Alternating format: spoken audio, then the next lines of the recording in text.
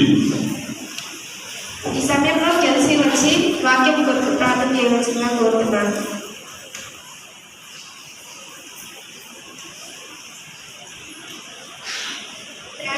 పరిశుద్ధుడా ప్రేమమైన యేసయ్య, మీ ఘనమైన నామమునకు స్తుతులు స్తోత్రములు తండ్రి.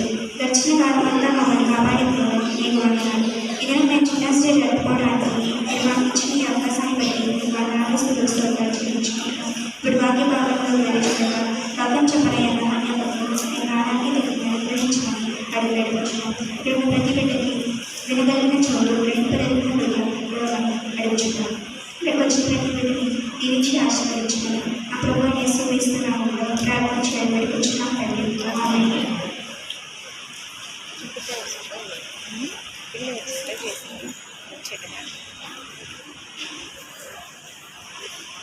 యేసు క్రీస్తునామములో అందరికీ వందనాలు.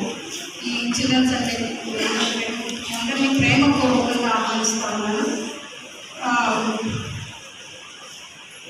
ఈ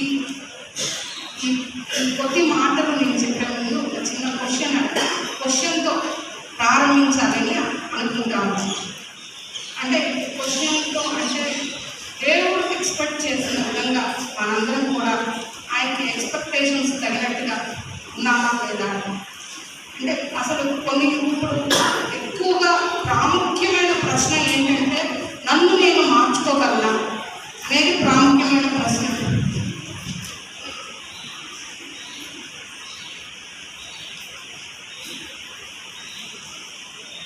మనం చాలా మంచి వాళ్ళం, అందరం కూడా దేవుని యొక్క భయభక్తులు కలిగి మనం ప్రతి ఆదివారం కూడా సండే చర్చ్కి వస్తాము. రోజు మన డైలీ ప్రేయర్స్ చేసుకుంటాము. మన పిల్లల్ని దైవభక్తిలో పెంచుతా ఉన్నాము. అన్నీ దేవుడికి ఇష్టమైన పనులు చేస్తా ఉన్నాము. దేవుడు చెప్పినట్లుగా చేస్తాము. అయితే మనం ఒకసారి ఆలోచించుకున్నాం, మనం ఇంకా చేంజ్ చేసుకోవాల్సినవి ఏమైనా ఉన్నాయా? సరే, ప్రార్థనా పూర్వకంగా దేవుని సన్నిధిలో అందరం కూడా దేవుడికి ఇష్టమైనగా బతకడానికి లేదా దేవుని కొరకు దేవుడు నన్ను ఎందుకు పంపాడో అందుకు తగినట్లుగా నేను బ్రతకడానికి నేను ఇంకా చేంజ్ చేసుకోవాల్సినవి ఏమైనా ఉన్నాయా? లేకపోతే ఈ ఆధ్యాత్మిక జీవితంలో దేవుడు నేను ఎల్కేజీలో ఉన్నానా, యూకేజీలో ఉన్నానా, 10th క్లాస్లో ఉన్నానా, 12th క్లాస్లో ఉన్నానా, డాక్టరేట్ వచ్చిందా, పిహెచ్డి వచ్చిందా కూడా అందరు నాకంటే పెద్దలు గౌరవనీయులు, నేనేమాత్రం నాకు అర్హత లేదు.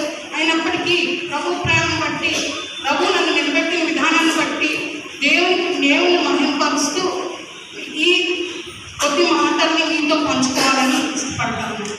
సో ఏది ఏమైనా కూడా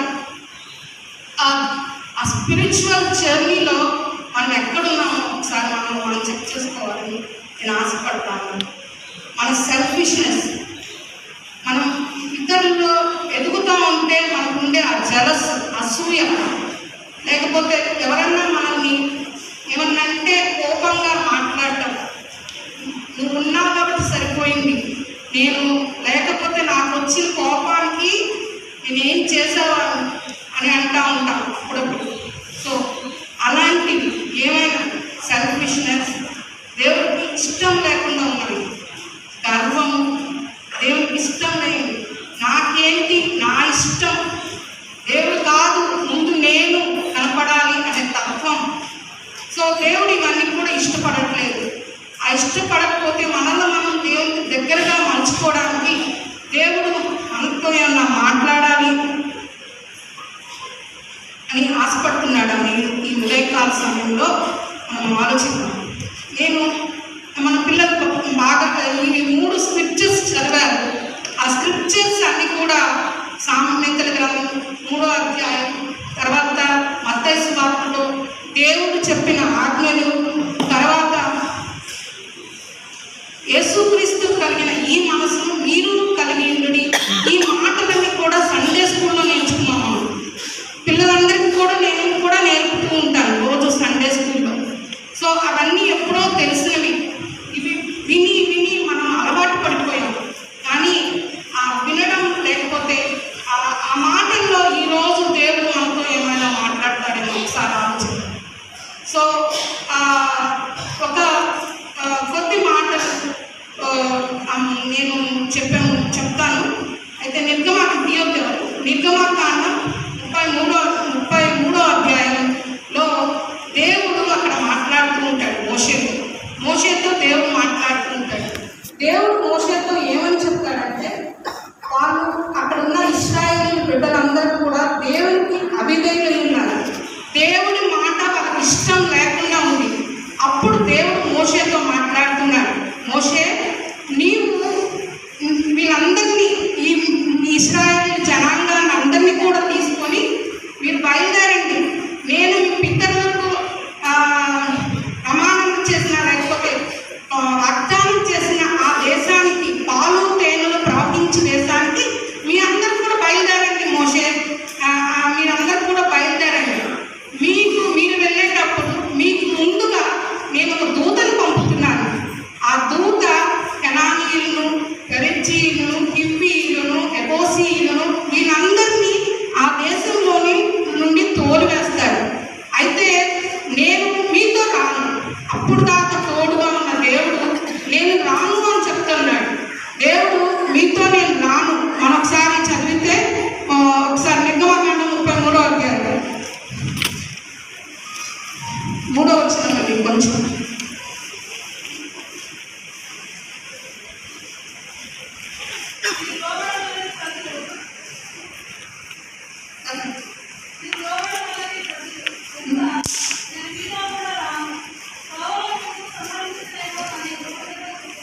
మీరు లోబడలేని ప్రజలు, మీకు ఎన్నిసార్లు చెప్తున్నా మీరు వినట్లేదు.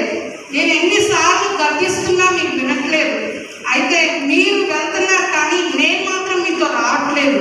నేను మీతో రాను అని చెప్తున్నాడు. అంటే మీతో ఉండను అని చెప్తున్నాడు. దేవుడు ఒకవేళ మనతో లేకపోతే మన పరిస్థితి ఏంటి? అయితే దేవుడు ప్రజలకు నేను దగ్గరకు ఉండనని చెప్తున్నాడు. ఆ రోజున పాత నిబంధన కాలంలో దేవుడు మీతో ఉండను అని చెప్పారు. కానీ ఈ రోజున, ఈ కాలంలో యేసు ప్రభువు మన కోసం ప్రాణం పెట్టిన తర్వాత దేవుడు నిన్ను విడును ఎడబాయను అని చెప్పాడు. నేను వెళ్ళిపోయిన తర్వాత మీ కొరకు పరిశుద్ధాత్మను మీకు ఇస్తాను అని చెప్పాడు.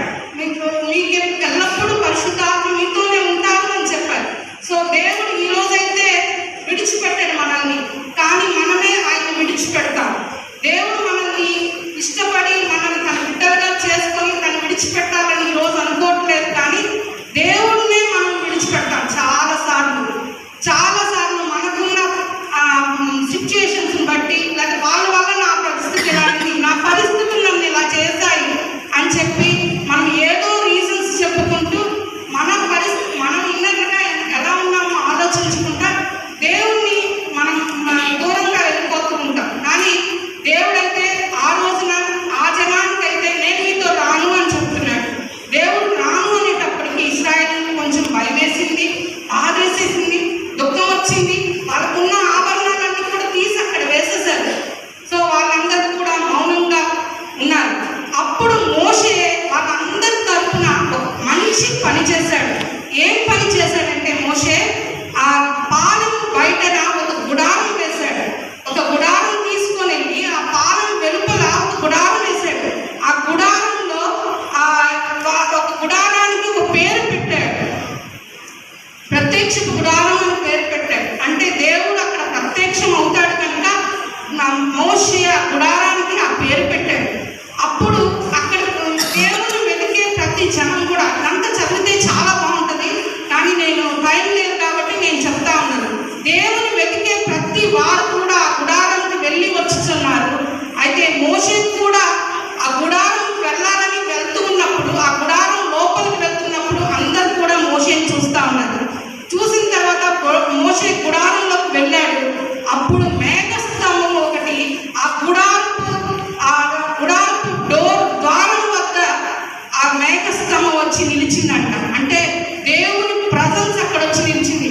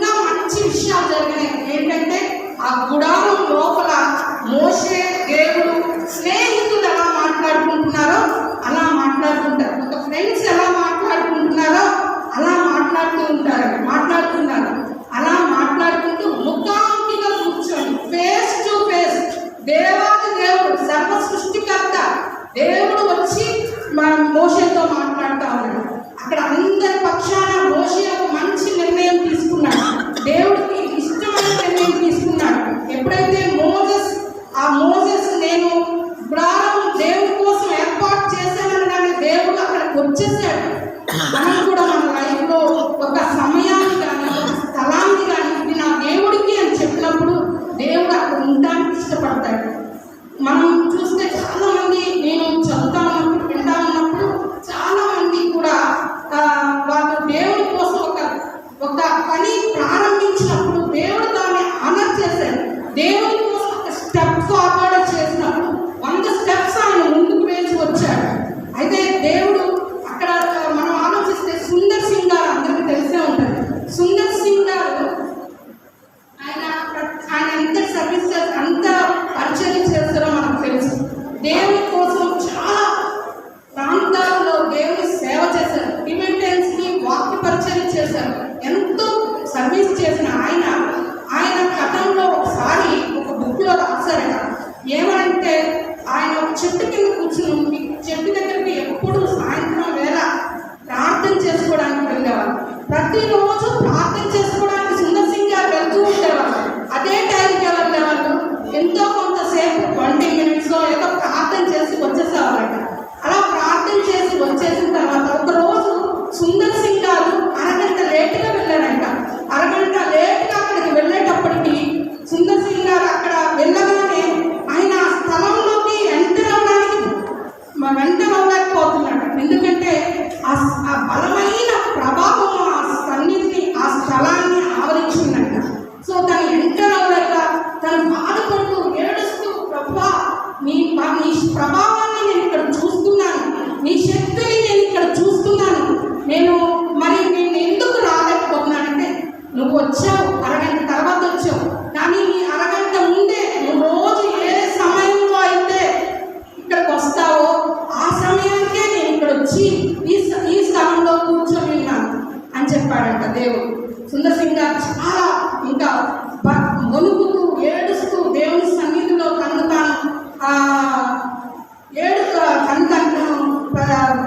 పశ్చాత్తాపడుతూ తను దేవుని ప్రార్థన చేసినట్టు మనం చూస్తాం. నిజంగా దేవుడి కోసం ఒక మంచి నిర్ణయం ప్రభా అని మనం తీసుకున్నప్పుడు దేవుడు దాన్ని ఆనర్ చేస్తాడు. అట్లానే మోషే కూడా తను చాలా అనుకున్నాడు, నేను ముఖాముఖిగా దేవుడితో మాట్లాడటానికి దేవుడు ఇష్టపడ్డాడు మోషేని.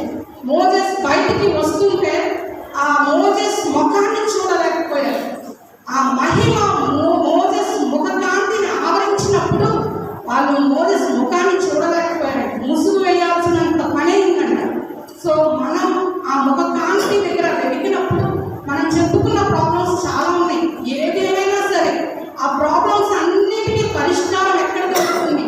దేవుడికి ఇష్టం లేదు, నాకు వద్దు, నేను రాను, నేను మీరు లోపడట్లేదు అన్నప్పుడు వాళ్ళు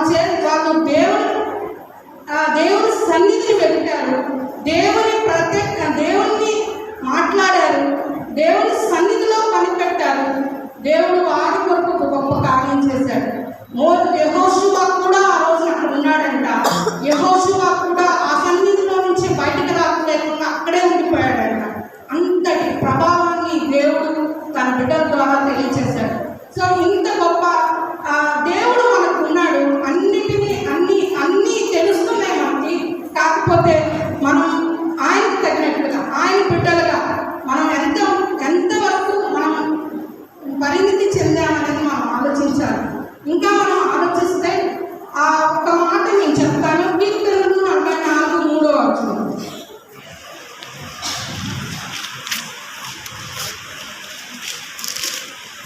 కీర్తనలు, వారు తమ ఖడ్గమ చేత దేశం స్వతంత్రించుకోలేదు, నీవు ఎవరిని కటాక్షించితివి, నీ దక్షిణ హస్తమే, నీ బాహువే, నీ ముఖకాంతియే వారికి విజయము కలుగు చేశాను. మనం చాలాసార్లు అనుకుంటాం, నాకేంటంటే నాకు చాలా ఉంది, నాకు చాలా ఇన్ఫ్లుయెన్స్ ఉంది, నాకు చాలా జ్ఞానం ఉంది, నాకు చాలా సర్టిఫికెట్స్ ఉన్నాయి, లేకపోతే నాకు చాలా ఆస్తి ఉంది, నాకు వీటన్నిటి నుంచి ఇవన్నీ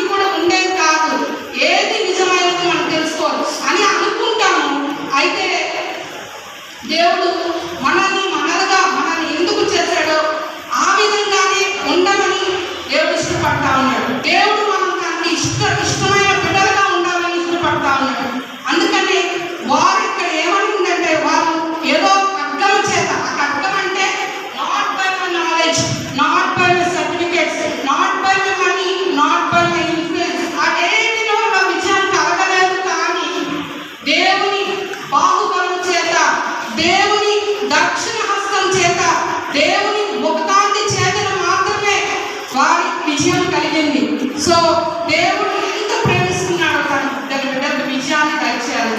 మనకు వద్దు అంటే మనం ఆయన ఏం చేయలేడు. విజయం ఇవ్వాలని దేవుడు ఇష్టపడతా ఉన్నాడు. తన విశ్వాసులని క్రైస్తవ బిడ్డల్ని క్రీస్తు బిడ్డలుగానే ఉండాలని ఆయన ఇష్టపడతా ఉన్నాడు. ఎందుకంటే ఒక విషయాన్ని నేను చెప్తాను. మొద్దుకాయ తన గేట్ దగ్గర ఉన్నప్పుడు హామాను అప్పుడు వెళ్తా ఉన్నప్పుడు మొద్దుకాయ నమస్కారం చేయలేదు. ఆ నమస్కారం చేయలేదు ఏంటి అని మొద్దుకాయ అన్నప్పుడు శాస్త్రాన్ని నమస్కారం, మామూలు నమస్కారం చేస్తారు. దేవుడికి ఎవరైతే శాస్త్రాన్ని నమస్కారం చేస్తారో ఆ విధంగా నమస్కారం చేయలేదని హామాను అడిగినప్పుడు నేను యూదులను, నేను దేవుడికి తప్ప ఎవరికి నమస్కారం చేయలేదు అని చెప్పి మనం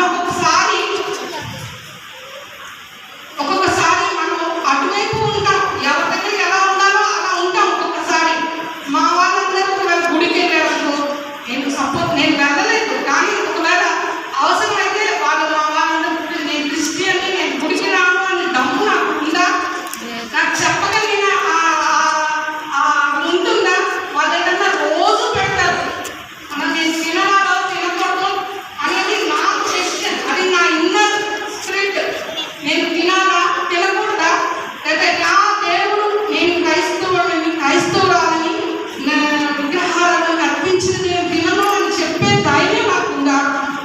సో ఒక్కొక్కసారి నేను ఎందుకు చెప్తున్నానంటే ఒక్కోసారి అది కావాలి మనకి, ఒక్కోసారి ఇది కావాలి. దేవుడైతే క్లియర్గా చెప్తున్నాడు. ప్రకటన గ్రంథం నవోదయ సంఘంలో దేవుడు చెప్తా ఉన్నాడు, నువ్వు చల్లగానైనా ఉండు, వెచ్చగానైనా ఉండు. నువ్వు చల్లగా ఉండు పర్వాలేదు, నువ్వు నా పార్టీయా సాటన్ పార్టీయా, నువ్వు నా పార్టీ అయితే నా దగ్గర ఉండు, సాటన్ పార్టీ అయితే అక్కడ. అంతేగాని అటు ఇటుగా ఉండొద్దని దేవుడు చెప్తున్నాడు. అటు ఇటుగా ఉంటే అక్కడ ఒక భయంకరమైన శిక్షను దేవుడు, లేకపోతే అక్కడ ఒక భయంకరమైన మాటలు దేవుడు చెప్పాడు. నేను ఉమ్ము వేస్తానని చెప్పాడు. దేవుడు ఉమ్ము వేస్తే సృష్టికర్త, మనం చేసుకున్న సృష్టికర్త, నువ్వు చల్లగా ఉండు లేకపోతే వెచ్చగా ఉండు, నువ్వు వెచ్చగా ఉండొద్దు అని దేవుడు చెప్తా ఉన్నాడు. దేవుడు మనం దేవుడు బిడ్డలంగా, క్రైస్తవ బిడ్డలంగా ఇన్నాళ్ళ నుంచి దేవుడు వాక్యం 30 సంవత్సరాలు 40 సంవత్సరాల నుంచి నేర్చుకుంటున్నాం. బిడ్డలంగా మన బిడ్డలకి నేర్పాల్సిన వారమై ఉండగా మనం అసలు చల్లగా ఉండడం కాదు, అసలు మనం హాట్ ఫైర్గా ఉండాలని దేవుడు ఆశ. మీరు ఫైర్ పట్టుకుంటే మిమ్మల్ని దేవుడు పట్టుకుంటే కాలిపోయే విధంగా ఉండాలని దేవుడు ఆశ. దేవుడు అంతా మీరు నా బిడ్డలై ఉండండి, నా జనమై ఉండండి, నాకు లోడ్పడని బిడ్డలుగా మీరు ఉండదు. మీరు కీడు చేయడానికి పరిగెత్తొద్దు, నరహత్య చేయడానికి పరిగెత్తొద్దు, నా బిడ్డలుగా ఉండండి అని దేవుడు చెప్తా ఉన్నాడు. సో అలాంటి టైంలో దేవుడి వాక్యాన్ని మనకి 44లో ఆ విజయం ఎక్కడి నుంచి వస్తుందంటే ఆయన దక్షిణ హస్తం. అది మన పిల్లలకి నేర్పాలి. వాళ్ళు నడవలసిన త్రోవను వాడు పెద్దవాడైనప్పుడు కూడా వాళ్ళు తప్పుకోరు. మనం నేర్చుకోవడమే కాదు, మన పిల్లల్ని మోజెస్ అక్కడ 30 లక్షల మంది, మోజెస్ ఎక్కడ 30 లక్షల మంది, 30 లక్షల మందిని ఆయన రిప్రజెంట్ చేస్తున్నాడు. 30 లక్షల మందిని బాధ్యత తీసుకున్నాడు. 30 లక్షల మంది ఏదో వాళ్ళ ఆహారం అయితే వస్తారు, మోజెస్ అని దాహం అయితే వస్తారు,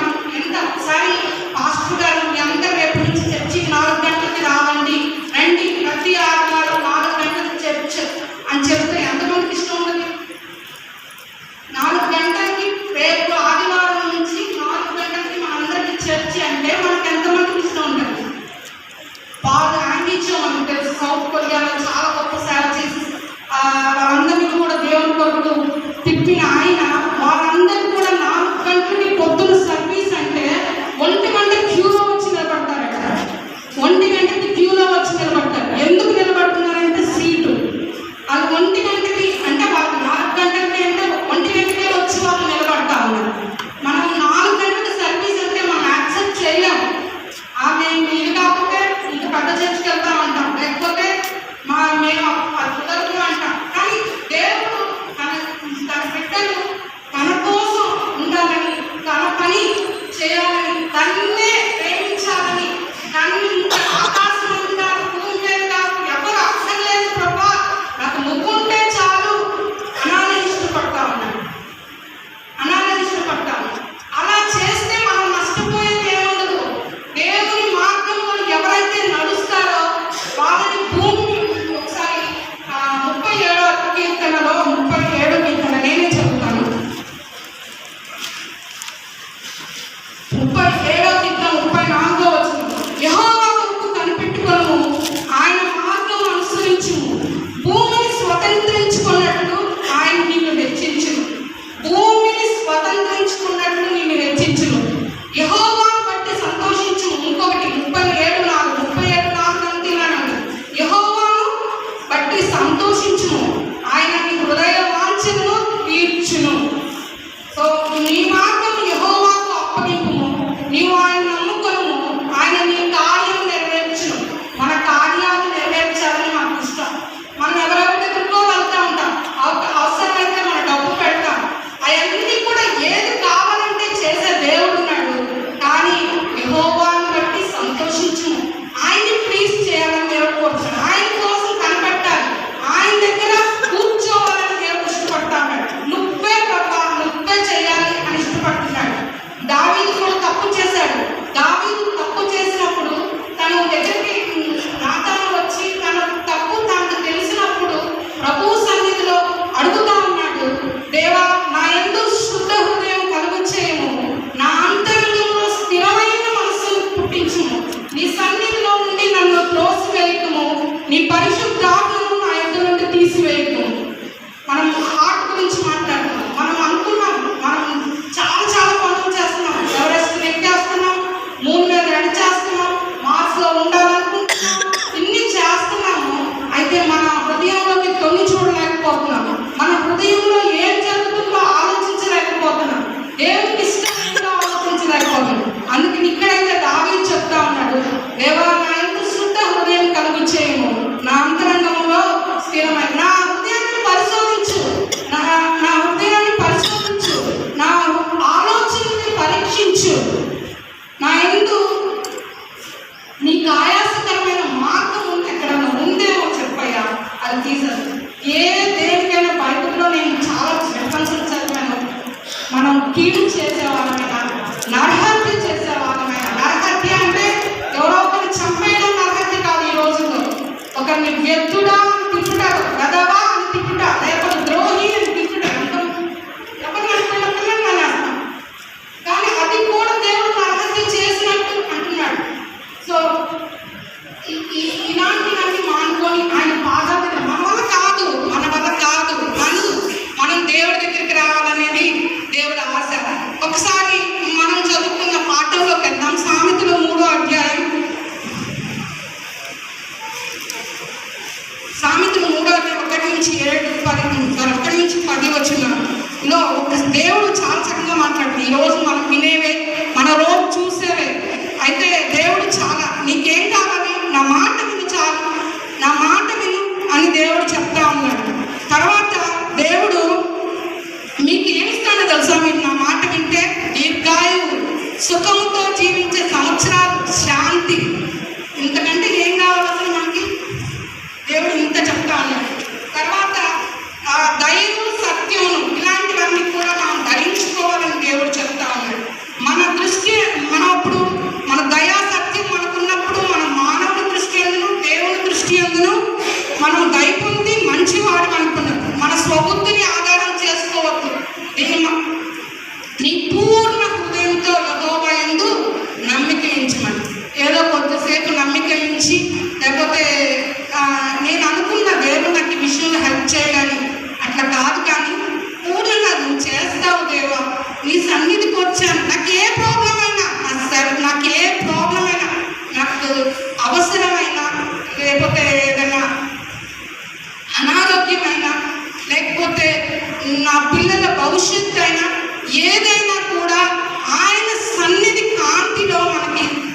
విజయం దొరుకుతుందని దేవుడు చెప్తా ఉన్నాడు. మనము ఇంకొక విషయం చూస్తే ప్రసంగి 2:26 అక్కడ ఏమని ఉందంటే, దైవ దృష్టికి మంచివాడుగా ఉండేవాడు దేవుడు జ్ఞానము, తెలివిని, ఆనందమును అనుగ్రహించింది. ఎవరైతే దైవ దృష్టికి మంచివాడుగా ఉంటాడో వాడికి జ్ఞానము, తెలివి, ఆనందము అనుగ్రహించింది. అంతకంటే ఏం కావాలి? మన పిల్లలకు జ్ఞానం కావాలి, మన పిల్లలకి తెలివి కావాలి, వాళ్ళు ఆనందంగా ఉండాలి, మనం ఆనందంగా ఉండాలి. మనం ఎలా ఉండాలి? దేవునికి ఇష్టమైన బిడ్డలుగా ఉండాలని చెప్తాను. తర్వాత దైవ దృష్టికి ఇష్టమైన వాడిని ఇచ్చుటకై, దైవ దృష్టికి ఇష్టమైన వాడు అంటే ఒకవేళ నేను దేవునికి ఇష్టమైతే నాకు ఇవ్వడానికి కావలసినదంతా కూడా పాపాత్ముడు ప్రయాసపడి నాకు ఇస్తాడని. సో దేవుడు అలా అరేంజ్మెంట్ చేశాడని. సో దేవుడు ఇంత ఇష్టంగా, దేవుడు ఎవరైతే దేవుని ఇష్టపడతారో వాళ్ళకి జ్ఞానము, తెలివి, ఆనందాన్ని కలుగు చేస్తాడని చెప్తా ఉన్నాడు దేవుడు. తర్వాత మనము చాలాసార్లు ఈ వచనంలో ముందు అధ్యాయానికి వెళ్తే సామెతలలో కీడు చేతికే, సామెతలు 1:16 కీడు చేతికే వారి పాదములు పరిగెత్తును, నరహత్య చేతికే వారు త్వరపడుచుందురు అని నాకు చెప్పాను కదా. కీడు చేసేవాళ్ళైనా నా గద్దింపు విని తిరుగుడి అని అదే అధ్యాయంలో ఉంది. మీరు ఎన్నాళ్ళు జ్ఞానం లేని వాళ్ళుగా ఉంటారు. నా ఉపదేశం మీకు తెలిపదను. నేను పిలవగా మీరు వెనకపోతుని, నేను గద్దింపగా లోబడకపోతుని. అయితే ఇలా మీరు నేను మాట వినలేదు కదా. మీకు అపాయం కలిగినప్పుడు, కింద వచ్చినాను, మీకు అపాయం కలిగినప్పుడు నేను నవ్వుకుంటా. మీకు బాధ కలిగినప్పుడు, మీకు ఏడుపు వచ్చినప్పుడు, మీకు దుఃఖం కలిగినప్పుడు, మీకు సమస్య వచ్చినప్పుడు నేను కూడా, ఇక్కడ వాక్యం ఉంది, ప్రవర్తించినప్పుడు నేను అపహాస్యం చేస్తా. దేవుడు అట్లా ఇలా అంటే ఎవరైతే దేవునికి ఇష్టం లేకుండా ఇతరులకి కీడు చేయాలని, నరహత్య చేయాలని అని ఉంటారో వారికి దేవుడు చెప్తాను, మీ బాధ ఏదన్నా ఉంటే నేను నవ్వుకుంటా. అలాంటి దేవుడు నవ్వుకునే పరిస్థితిని మనం తేవద్దు. అపహాస్యం చేసే పరిస్థితి మనకొద్దు. నా ఉపదేశం అంగీకరించేవాడు సురక్షితంగా నివసించిన వాడికి కీడు వచ్చిన భయం లేక నెమ్మదిగా ఉండరు.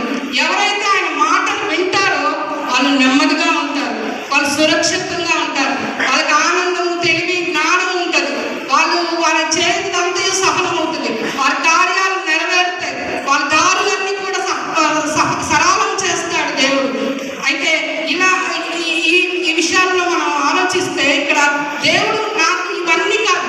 అందుకని మనకి మత్తయి సువార్తలో దేవుడు ఏంటి ప్రభువా, ఏది ముఖ్యమైనది అని అడిగితే ధర్మశాస్త్రోపదేశకుడు దేవుడు అంటున్నాడు, యేసు ప్రభువు తన స్వయంగా తన మాటల్లో ఏం చెప్పాడంటే, నీ పూర్ణ ఆత్మతో, నీ పూర్ణ మనసుతో, నీ పూర్ణ శక్తితో నీ దేవుడైన యెహోవాను ప్రేమించాలి. అది మొదటిది. తర్వాత సెకండ్ది, నువ్వు నిన్ను వలె నీ పొరుగువాడిని ప్రేమించమని. అసలు చాలా అసాధ్యమైనది. చాలా మనల్ని ప్రేమించే వాళ్ళు లేదా మనం ఇంకోళ్ళని ప్రేమించాలి. మనం ఎలా ప్రేమించుకుంటున్నామో మనం పక్కన వాళ్ళు ప్రేమించాలి అనేది చాలా కష్టం. కానీ దేవుడు అది చెప్తాను. అందుకనే మీరు ఇతరుల గురించి నా మాట వినండి. వాళ్ళ గురించి వాళ్ళ కీడు చేయాలనుకోదు. వాళ్ళ క్షేమాన్ని చూసి ఓర్చలేని వారుగా వద్దు. మీరు మీ ఆకాశం అంటూ నేను తప్ప ఎవరికి ఉండకూడదు అని చెప్పి, నేను ఒక పాపం గురించి, పిల్లలు ఉన్నారు కాబట్టి ఒక పాపం గురించి చెప్తాను. అంటే దేవుడు నీ పూర్ణ ఆత్మతో, నీ పూర్ణ బలంతో, నీ పూర్ణ మనస్సుతో దేవుని స్తుతించు, నీ దేవుడిని యెహోవాను ప్రేమించాలి అని చెప్పారు. అయితే పిల్లలు, ఒక పాప దేవుడిని ఎంతగా ప్రేమించిందంటే సిరియన్లు గుంపులుగా వెళ్ళి ఆ ఇశ్రాయేలీయుల మీద పడి కొంతమందిని చెరలో తీసుకొని వచ్చారు. ఆ చెరలో తీసుకొని వచ్చిన వారిలో ఒక చిన్న పాప ఉంది. ఆమె చిన్నది అని బైబిల్లో ఉంది. ఒకవేళ 10 నుంచి 15 సంవత్సరాల లోపు అయిండొచ్చు. ఆమె తీసుకొని వచ్చి ఒక నైమాన్ ఇంట్లో, నైమాన్ అంటే ఆ దేశ సైన్యాధిపతి, ఆ దేశానికి విజయాలన్నీ వస్తున్నాయి అంటే నైమాన్ వల్లే వస్తున్నాయి. నా మీద చాలా వీరుడు, సూర్యుడు, కానీ నైమానికి కుష్టి వ్యాధి ఉంది. ఆ కుష్టి వ్యాధి ఉంది. అయితే చాలా బాధపడి ఉంటారు, చాలా హాస్పిటల్స్లో చూసి ఉంటారు, అన్ని చేసి ఉంటారు. కానీ నైమాన్ని చూసి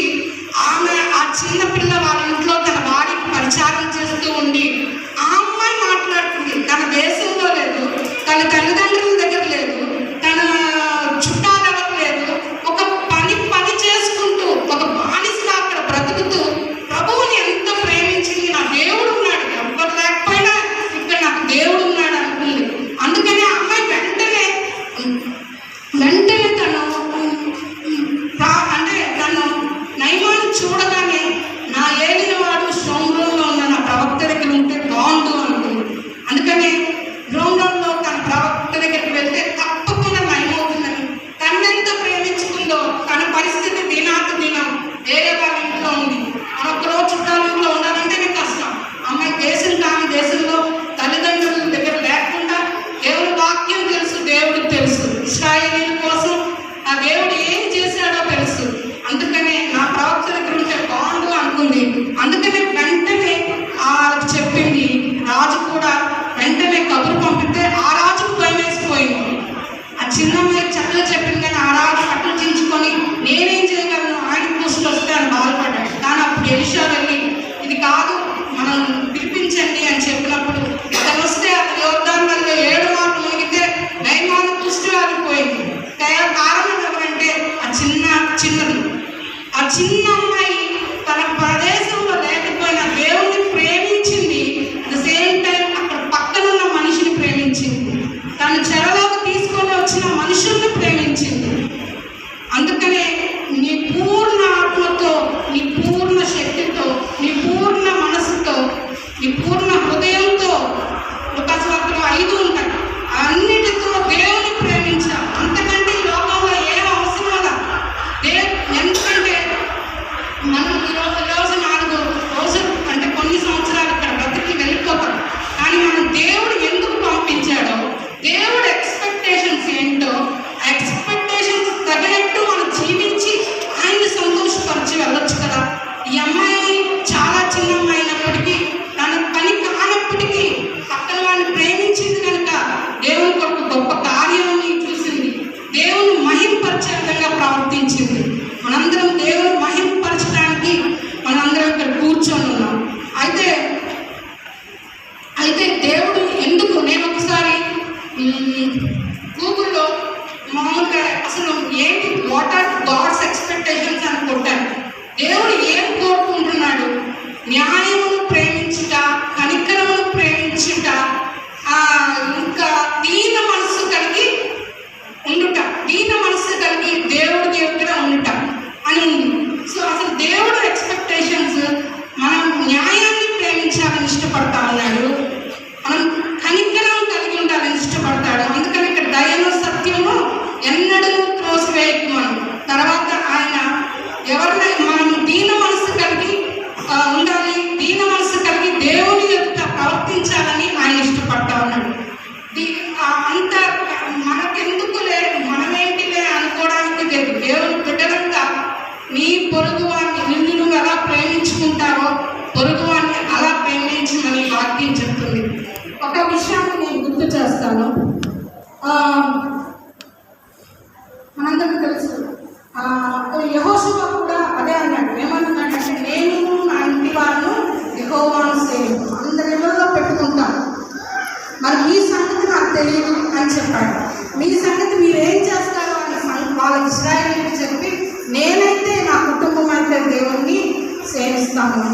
నాకేంటంటే మోషే 30 లక్షల మందికి రిప్రజెంటేటివ్గా ఉండి 30 లక్షల క్షేమాన్ని ఆలోచించాడు, 30 లక్షల పోషణను ఆలోచించాడు, 30 లక్షల వాళ్ళు అందరూ కూడా దేవుణ్ణి ప్రేమించాలని ఆలోచించాడు. మన అంతమందికి మనం వద్దు, కానీ మన కుటుంబానికి ఎవరు రెస్పాన్సిబిలిటీ, మన కుటుంబంలో మన పిల్లలకి ఎవరు రెస్పాన్సిబిలిటీ, మన కుటుంబం క్షేమంగా ఉండాలంటే, మన కుటుంబంలో వాళ్ళు బాగుండాలి అంటే ఎవరు రెస్పాన్సిబిలిటీ, వాళ్ళ కొరకు ఎవరంతా ఆ గుడారంలోకి, వాళ్ళ కొరకు ఎవరు దేవుని ప్రజెన్స్లో కూర్చుంటారు. వేరే ఎవరు మన కుటుంబం కోసం, మన పిల్లల కోసం ప్రజెన్స్లో కూర్చోరు. కానీ మీరు, నేను, తల్లిదండ్రులు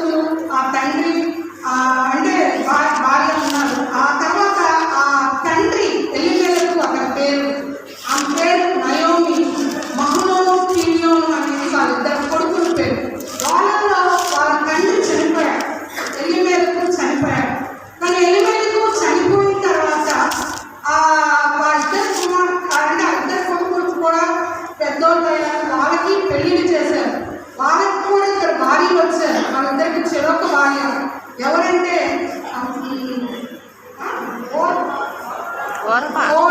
రూతు అని వాళ్ళిద్దరు వచ్చారు. సో వాళ్ళిద్దరు వచ్చిన తర్వాత కొన్నాళ్ళకి ఆ ఇద్దరు కుమారులు కూడా ఒకరి తర్వాత ఒకరు చనిపోయారు. వాళ్ళు అలా చనిపోయిన తర్వాత ఆ ముగ్గురు చాలా దీనస్థితిలో ఉన్నారు. భర్తలు చనిపోయి ముగ్గురు ఒకే ఇంటిలో భర్తలు చనిపోయి వాళ్ళు ఒకవేళ వాళ్ళు చూస్తే వాళ్ళ ముగ్గురు ఎంతో దైన్యమైన పరిస్థితిలో ఉంటే నా బెత్లెహేములో ఇప్పుడు అంతా బాగుందని నాకు కబురు వచ్చింది. ఆమె వెళ్ళాలని నిర్ణయించుకొని తన కోడల్ని వెళ్ళిపోనమ్మా అని చెప్పింది. అయితే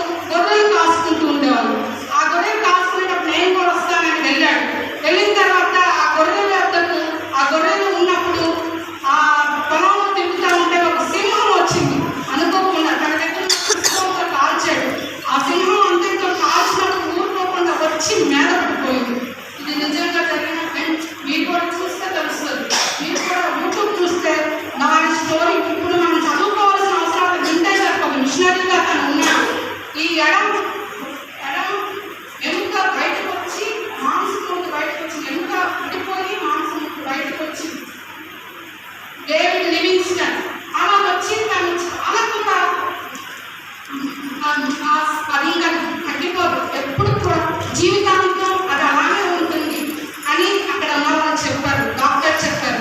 అయితే ఆయనని ఆ రోజుకైతే సేవ్ చేసి సింహం నుండి వేరే ఉన్న వాళ్ళు ఉన్నారు మూసేపట్టి గొడవలు కాసుకుంటారు, ఆ పక్క వాళ్ళు ఆయన సేవ్ చేసి తీసుకొచ్చారు. కానీ ఆయన కూడా ఇంకా ఇంటికి తప్పితే రావలేదన్నమాట, జీవితాంతం అలా సఫర్.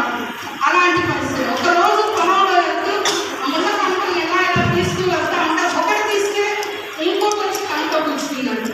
అసలు అలాంటి అలా గుచ్చుకున్నప్పుడు మన గుడ్డు అంతా కారిపోయింది, లెఫ్ట్ సైడ్ మొత్తం కారిపోయింది, తన కూడిపోయింది, గుడ్డు కూడా అన్ను కనపడకుండా పోయింది. జీవిత కాలం ఒక్కసారి కాదు. ఒకరోజు నిద్ర లేకపోతే మనం చర్చిలో కూర్చోడానికి చాలా ఇబ్బంది పడతాం. కానీ దేవుడు ఎందుకంటే మనకి ఎంకరేజ్మెంట్గా పోవాలని మన మిషనరీస్ చాలా వాళ్ళంతా అర్థమయ్యారు దేవుడు, వాళ్ళంతా నిలబడగలిగారు దేవుడి కోసం. మరి మనం కూడా అంత చేయలేకపోయినా మనల్ని మనం చూసుకుంటూ మనల్ని మనం సరి చేసుకుంటూ దేవుని సన్నిధిలో ఉండాలి. ఆ తర్వాత ఆ మిషనరీ ఎక్కడో ఆయన వెళ్తున్నప్పుడు ఆ బొద్దులో కాలు పెట్టేటప్పుడు నిరంతరం ముళ్ళు గుచ్చుకొని అదొక విషయం ముందట అది గుచ్చుకుని ఆ కాలు పనిచేయగలరు. తను అంత తిరిగి తన ఎక్కడో స్కాట్లాండ్లో ఉండే అతను ఆఫ్రికా ఖండంలో తిరిగి పనిచేస్తే తన చర్మం అంతా కమిలిపోయిందండి, నల్లగైపోయాడు. తను పెళ్లి చేసుకున్నాడు, భార్య వచ్చి తన బిడ్డలతో కలిసి ఉన్నప్పుడు వాళ్ళకి అక్కడ ఆఫ్రికా పడకపోతే మళ్ళా వాళ్ళని తిరిగి స్కాట్లాండ్ పంపించాడు. ఆ స్కాట్లాండ్ పంపించిన తర్వాత తన భార్య బిడ్డలు అక్కడ ఉన్నాడు, నేను ఇక్కడే సేవ చేస్తూ ఉంటాడు. దేవుడి కోసం అహర్నిశలు కాపాడుతున్నారు, ఆ సర్వీస్ చేస్తూ వైద్యం చేస్తూ ప్రజలకు దగ్గర అలాంటి పరిస్థితుల్లో ఎలాంటి పరిస్థితులు అంటే ఎడం కన్ను లేకుండా, ఎడం కూడు లేకుండా, ఎడం చేయి లేకుండా, ఎడం కాలు లేకుండా దేవుడి కోసం పరిగెత్తడానికి ఇష్టపడ్డాడు డేవిడ్ లివింగ్స్ గారు. తను చాలా ప్రభువు కోసం పరిగెత్తాలని ఆశపడ్డాడు, పరిగెత్తాడు కూడా. అయితే తన భార్య బిడ్డలు పెద్దోళ్ళు అయిపోయారు, తన భార్య వచ్చింది తిరిగి ఆఫ్రికా దేశానికి తన భర్తతో కలిసి పనిచేయడానికి.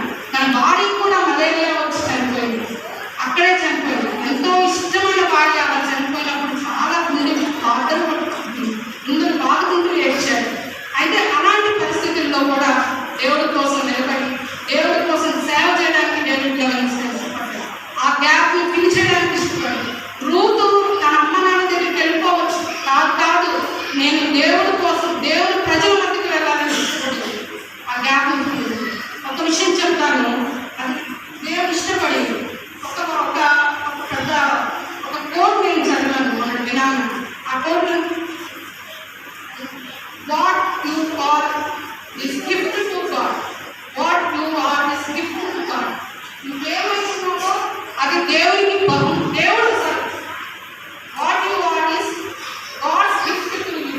అంటే నువ్వేమైతున్నావో అది దేవుడి గిఫ్ట్, నీకు దేవుడు ఇచ్చిన గిఫ్ట్. నీ క్యాపబిలిటీస్, నీ అందం, లేకపోతే నీ మనీ, నువ్వేమైనావో అదంతా కూడా దేవుడు నీకు ఇచ్చిన బహుమానం. అయితే నువ్వు ఏమై ఉంటావో what you become is your gift to God. అంటే నువ్వేమై అవుతావో, నువ్వు ఇలా ఉండాలి, నేను ఇలా ఉండాలి అనుకుంటావు, ఏమవుతావో అది దేవుడికి మనం ఇచ్చే గిఫ్ట్. దేవుడు ఏమని అడుగుతా ఉన్నాడు, పైన వాటిని వెతకమని చెప్పాడు. ఇంకో వచనంలో నేను చూశాను, మత్సరము కలవరము ఇవన్నీ అల్లరి మీకు ఉండకూడదు అని. తర్వాత అక్కడ ఏమవుతుందంటే